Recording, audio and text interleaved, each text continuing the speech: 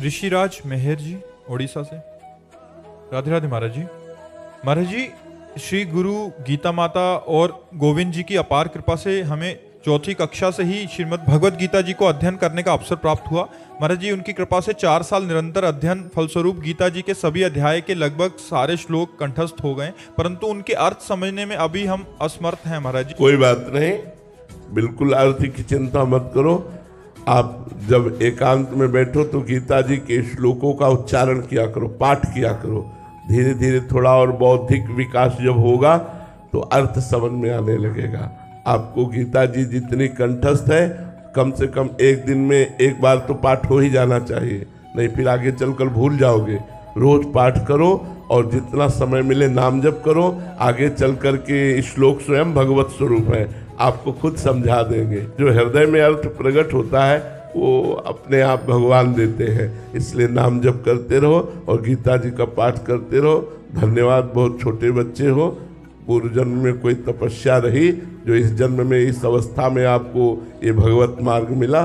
चलते रहो, शाबाश, पीछे मत हटना, गंदे बच्चों का संग मत करना, मोबाइल से गंदी बातें मत देखना और सतमार्ग में चलना। ठीक है महाराज जी, जो अर्थ हमें समझ आ रहा है उससे भी भिन्न अर्थ होता है क्या? हाँ, एक होता है शब्दार्थ, एक होता है वाच्यार्थ, एक होता है भावार्थ, एक होता है रहस्यार्थ।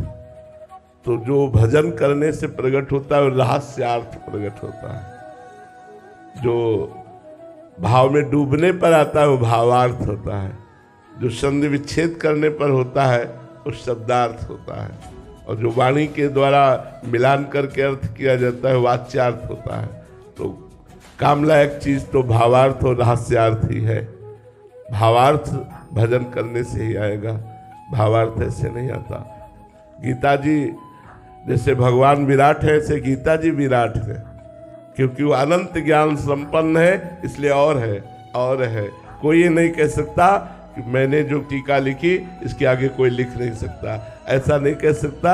ऐसा कहना अज्ञान है, क्योंकि गीता भगवान की वाणी है और भगवान जैसे विराट है ऐसे वाणी भी विराट है। कितना भी अर्थ कहो, अभी उसका अर्थ छुपा ही हुआ है। वो भगवान ही समझाए हृदय में बैठ के, सोई जाने जिह देव जनाई, वही जान पाएगा। जितना जनाया उतना जान पाया। इसलिए वेद भी जानकर भगवान को नेति नेति कहते हैं। ऐसा नहीं, वेद संपूर्ण भगवान का स्वरूप है, किसी ऋषि मुनि का लिखा हुआ नहीं। भगवान श्री कृष्ण द्वैपायन व्यास देव जी ने तो वेद का विभाग किया, लेकिन वेद अपौरुषेय भगवान का स्वरूप है, स्वयं प्रकट है। वेदवाणी लिखी नहीं गई, वेदवाणी स्वयं प्रकट हुई है और स्वयं भगवान के स्वरूप का वर्णन करती है और पूर्ण भगवान के स्वरूप का वर्णन करती है। फिर भी वेद कहता है नेति नेति। इतना नहीं, क्योंकि वो अनंत महिमाशाली भगवान को शब्दों में नहीं बांधा जा सकता। महाराज, वैसे ही हमारी जो रसमय ग्रंथ है महाराज जी आचार्य द्वारा वर्णित, वो भी उनका भी रहस्य। हाँ, इसीलिए जो रस ग्रंथ है इनके अर्थ नहीं पढ़ने चाहिए। अर्थ पढ़ोगे तो तुम्हें सांसारिक बुद्धि होने के कारण सांसारिकता भास सकती है। इनका जब आप स्थिति आएगी और जब इनका हृदय में भावार्थ प्रकट होगा तब आपको रोना आएगा। अभी तो सांसारिकता नजर आ सकती है, जो प्रियालाल की केली है, विलास है। तो इसीलिए चतुरासी जी, केलीमाल जी, महावाणी जी इनके अर्थ को ना पढ़े, चतुरासी जी का गायन करे, सिद्ध मंत्र है। जब ये अपना प्रभाव दिखाएंगे, फिर अर्थ का जब संयोग होगा, तब जो आनंद की अनुभूति होगी वो अलग।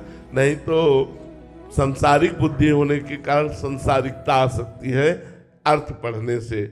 इसलिए भावार्थ में पहुंचना चाहिए, खूब पदों का गायन करना चाहिए, अर्थ नहीं पढ़ना चाहिए। जो लीला के पद हैं उनका गान केवल करना चाहिए। गान करने से जब हृदय भाव देश में प्रवेश करेगा तब उनका अर्थ समझ में आएगा, ऐसे नहीं। लंबे समय तक उसी का गायन करते। हाँ, उस लंबे समय तक फिर तो निहाल कर देंगे। श्याम श्यामा प्रगट प्रगट अक्षर निकट प्रगट रस स्रवत अति मधुर बानी, सो जुबानी रसिक नित्य निस दिन रटत कहत और सुनत रस रीति जानी, ताहि तजी और गाउन कबहू कछु प्राण रमि रही हरिवंश बानी। जहाँ प्राण रमि रही हरिवंश में। वो आगे का विषय है, इसलिए हमें लगता है कि आप चतुरासी जी गायन करें। सुधा निधि के कुछ श्लोक ऐसे हैं जो सिद्धांत के अर्थ पढ़ लीजिए। केलीमाल जी का गायन करें, इसके गायन से निकुंज मिल जाएगा। और निकुंज का रस रीति कहा तो और सुनत रस रीति जानी। अगर आप खूब गान करोगे, खूब सुनोगे, तो श्रवण सुनत प्रापक रति राधा पद अम्बुज सुकुमार। चतुरासी जी को अगर आप श्रवण करोगे तो बहुत जल्दी किशोरी जी के चरणों में प्रेम हो जाएगा। और प्रेम जब हो जाएगा तब इसका सही अर्थ समझ में आएगा। चतुरासी जी का ये प्रेम वाणी, चतुरासी जी को हितवाणी कहते हैं, मतलब प्रेम वाणी है ये। जब तक प्रेम नहीं आएगा तो शब्दार्थ से चतुरासी जी को नहीं समझ सकते।